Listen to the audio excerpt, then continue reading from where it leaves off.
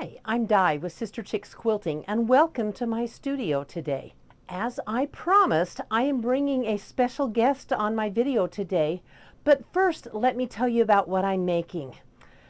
I found a quilt called the Pineapple Blossom Quilt, and it's by Bonnie K. Hunter. Oh my gosh, it's from 2005. It's way back there, but it is a gorgeous quilt, and I'm going to make that quilt today. I'm going to put the link to it in my description below so you can go to her blog, print out her pattern, and make this gorgeous quilt too. The fabric I'm using to make this adorable quilt is called Sweet Tea, and it's by Sweetwater from Moda. I got it at a garage sale, so I got a layer cake and most of a fat quarter bundle for 10 bucks. Score! Anyway, it's just adorable fabric, and it's red, white, and blue, but there's a little light blue and a little taupe in it, but it looks gorgeous. So it's appropriate for the 1st of July. And the special guest I promised for my video is someone you may know, but it's April from April's Craft Room. Welcome, April. And my special guest is Di. She is from Sister Chicks Quilting Channel. And guess what, Di? I'm gonna make the Pineapple Blossom block too. No, I'm making the Pineapple Blossom quilt, and I said it first. But I want to make the Pineapple Blossom block. Will you two knock it off and work this out? Well, okay. I guess we can both make the Pineapple Blossom quilt. That is an excellent idea. So can you share with us how you make the Pineapple Blossom block? I can. You cut a whole bunch of 2.5-inch strips, maybe, I don't know, 500, and then you cut them into 3.5, 6.5, and 9.5-inch strips. And then you cut well over 200 3.5-inch strips. And let me stop you right there. I think I am going to have to supersize this block and have an 8.5-inch block and then an 8.5 by 4.5-inch strip and a 4.5-inch by 16.5-inch strip and a 24.5 by 4.5-inch strip.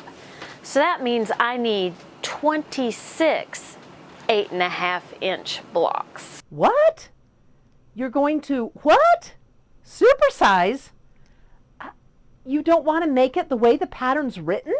No, I really don't. That brings back bad memories of having to make 90 blocks at a time. Ooh. So that's why I'm going to take that teeny weeny, itsy bitsy tiny block that you're talking about and make it bigger. So my quilt will come along faster and I won't have to do as much cutting.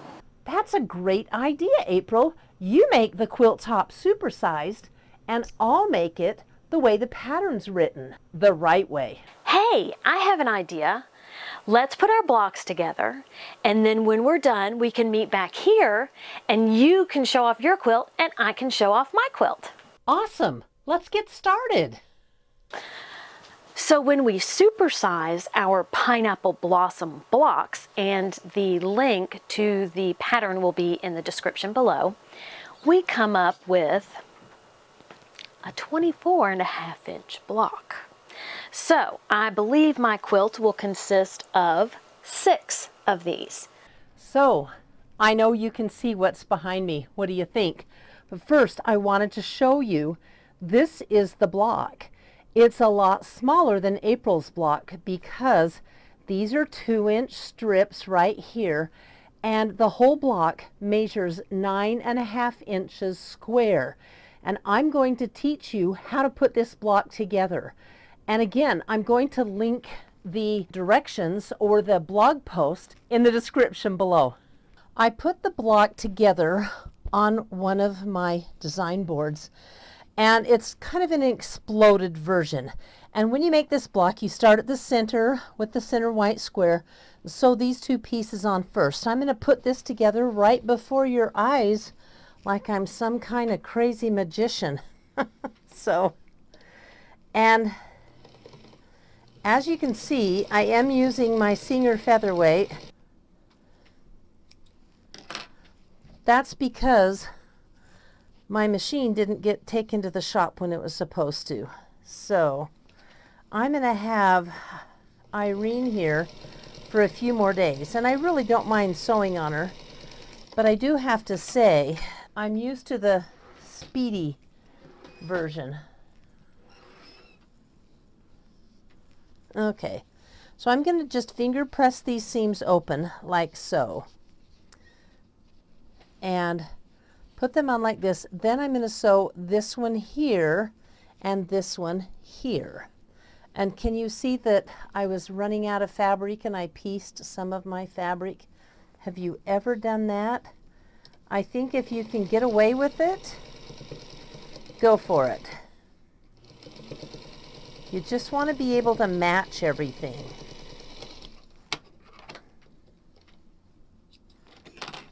And this piece on here,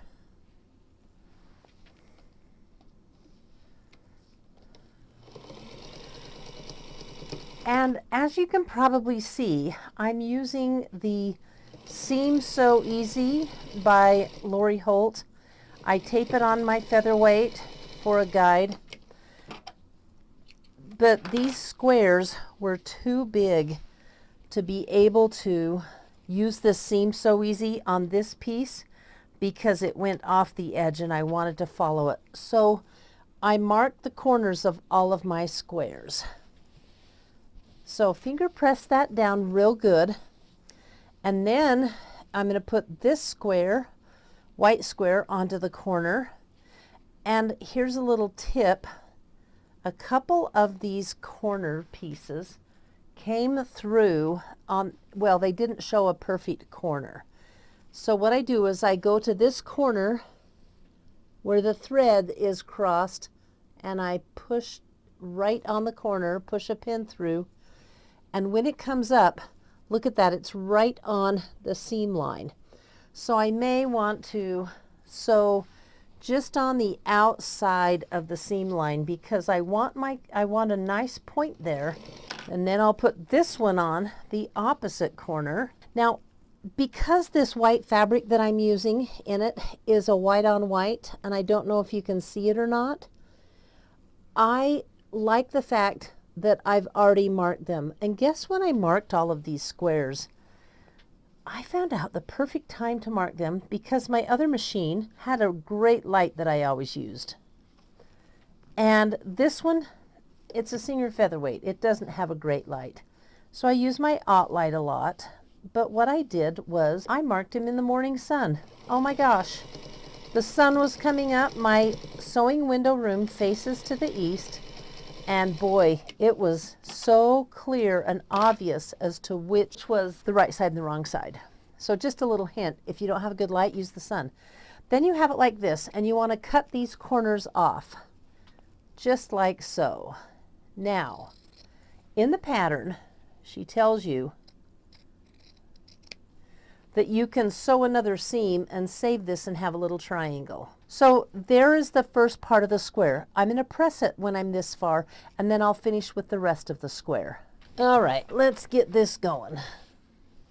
Because I am a spaz, after I sewed the block this far, I realized when I sewed these two strips on the outside and then squared it up, I had the camera turned off.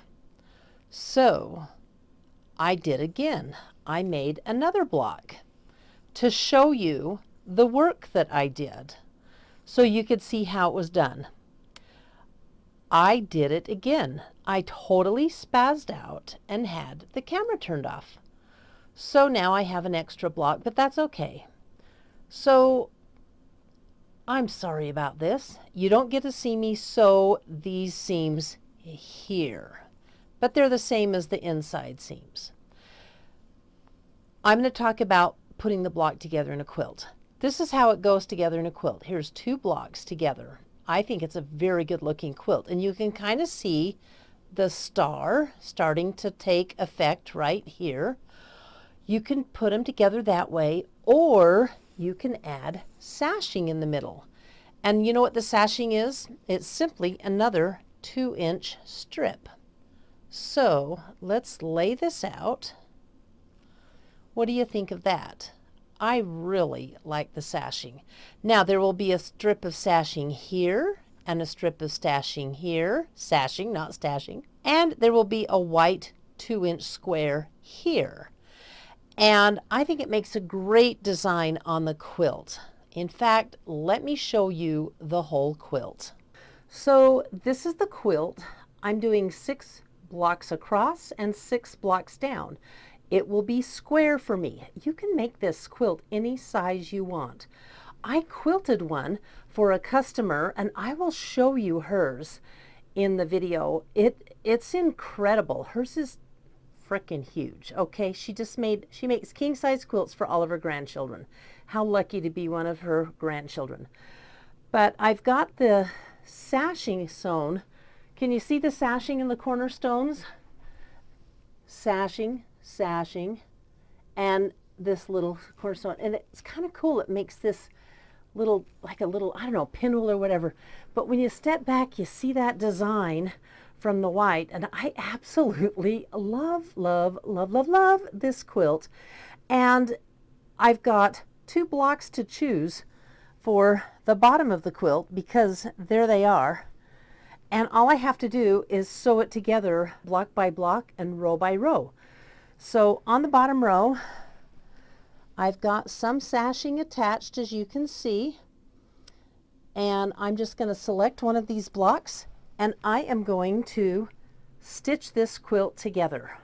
Di, do I still hear your sewing machine humming along? I've got to tell you, I do love that featherweight. Are you still sewing those itsy bitsy teeny weeny tiny rectangles and strips? I'm almost done. Just give me a few more minutes. While you're finishing up, I am going to show you all my quilt. And it's 4 blocks instead of the 6 that I was going to make it. But I think I'm going to put a border around it. But here it is. And you can see the star in the center. So I kind of like it just with the 4 blocks. Wow, that's incredible. 6 blocks. I have 36 blocks in my quilt. My snowballs were giving me a hard time on those last 2 blocks. So I decided with that pattern, with the diamond in the middle and the arrows going out, I really just wanted to keep it like that. And I think what I'm going to do is take this star border and put it all the way around. And I think this is going to be a bench quilt. I don't think it was hours later, but finally I am done. Ta-da! I love how this pattern turned out. I love that you can see the stars when you stand back. Just so much fun to make. Isn't it amazing how we used the same pattern, 2 different methods, and we came up with these 2 great quilts? April, this was a lot of fun. And I want you to know the link to April's video is right below. It's right at the top of my description, so you can easily find it. It is amazing how the same block, but used in different sizes and 2 different quilts with different fabric, it can make 2 totally different quilts. I love that about quilting.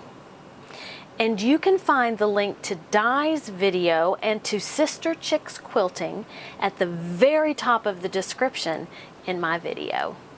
It really was a lot of fun, April, and I've been wanting to say this forever. Have a great day, eat some chocolate, my preference is Dove Promises, and have a great day. I screwed it up, didn't I? It's be kind to everyone. Wasn't that fun? I hope you had as much fun watching it as I had making it. I just think April is a hoot. And if you like my channel and like what you're seeing, you know what to do. Like, subscribe, and share it with your friends. I really thank everybody for watching my channel and sharing and liking because it helps my channel to grow.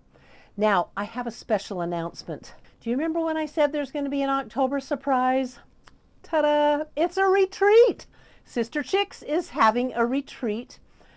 I'm going to post the details next Wednesday, July 6th, on my community page, so watch for it. It's open to anyone. There are going to be only 20 spots. We're keeping it very affordable, and of course it's going to be in Idaho. Then you can start registering next Wednesday, July 6th. So I'd love it if you would come and retreat and sew with me. It will make my day. We'll have a blast too. And then next Friday starts Christmas in July. The rest of the month of July is all going to be about Christmas gifts that you can make. They're going to be fast, easy Christmas gifts that you can sew up with your quilting fabric. And of course, there's going to be some quilts in there. So I hope you tune in and enjoy those videos. And then lastly, this beautiful quilt was inspired by a customer brought this quilt in this pattern for me to quilt. She's become a friend and I just love her. Her name is Bev and she did a phenomenal job with this quilt. She made it all out of plaid fabric. Oh my gosh, it's to die for. So I'm going to close this video with photographs of Bev's quilt. So enjoy, and until next week, remember, like, subscribe, and share. Bye. I'll see you then.